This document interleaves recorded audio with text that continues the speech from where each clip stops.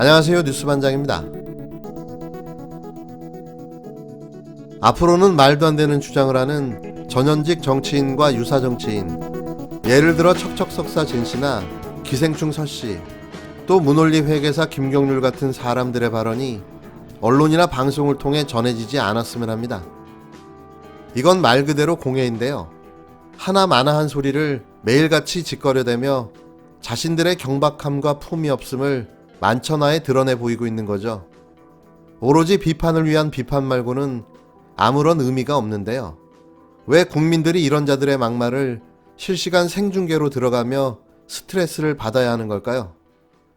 특히 조중동과 종편방송은 앞다퉈 이들의 발언을 마치 사실인 양 인용해가며 문재인 정부 비판과 흠집내기에 열을 올리는데요. 인용할 가치도 수준도 떨어지는 정부 비판용 막말을 실시간으로 중계하고 있는 거죠. 뭐 그렇다고 대통령 지지율에 털끝 하나 영향도 없지만 말입니다.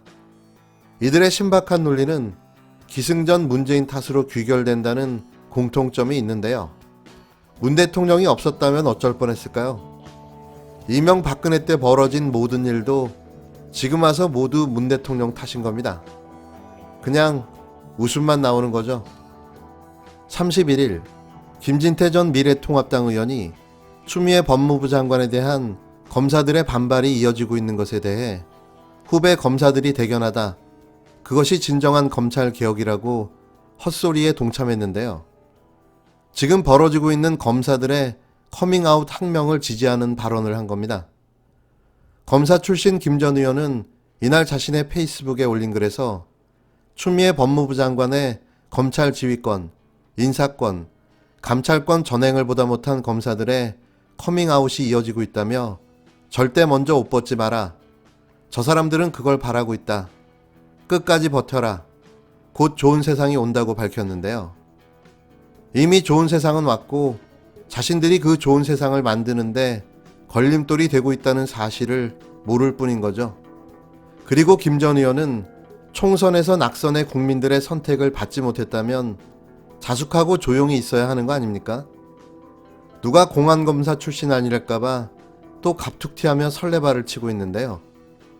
김 전 의원은 검찰개혁은 원래 권력으로부터 독립이었는데 추미애 같은 사람에게 할 말은 하는 것이라며 그런 추미애가 검찰개혁을 들고 나오는 건 코미디다.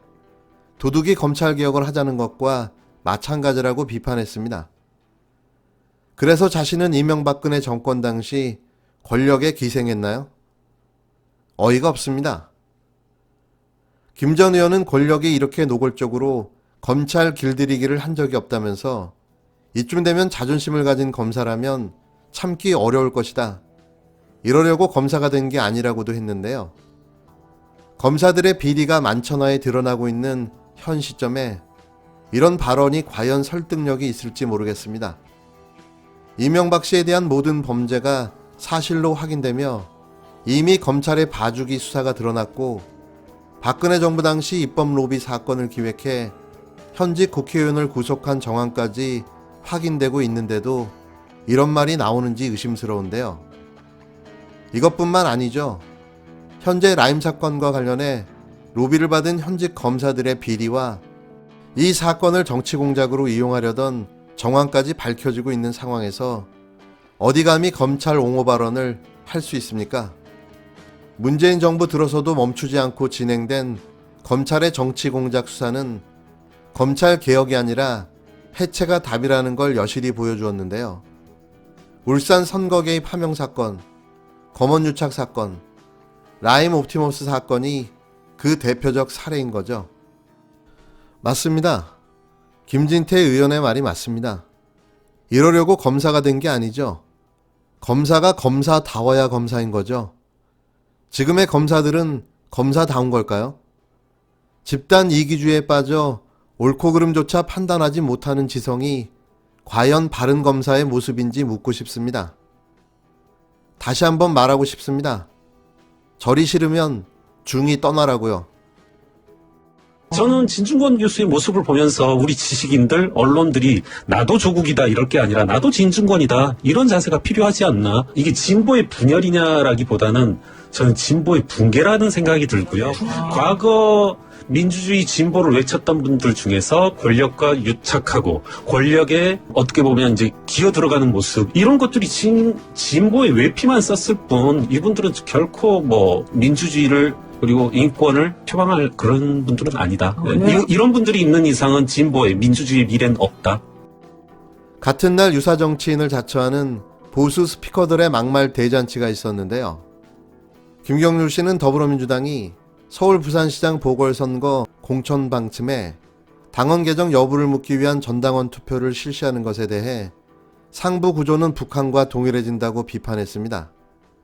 이제는 하다하다 북한 체제까지 끌어와서 비판을 하는 건데요. 쉽게 말해 종북 프레임을 주장하고 싶은 거죠. 더 길게 말 안 하겠습니다. 그냥 이상한 헛소리를 했다는 정도로 알고 계시면 될 듯한데요.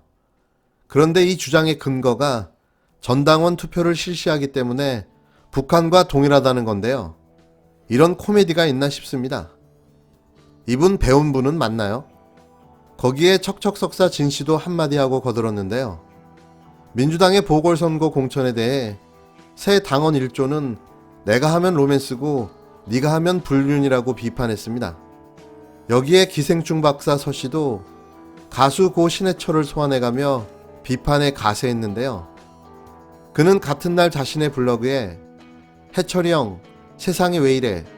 형이 살아있었다면 문정권에 분노했을 것이라 상상의 나래를 펴기도 했습니다. 참 대단한 인간들입니다.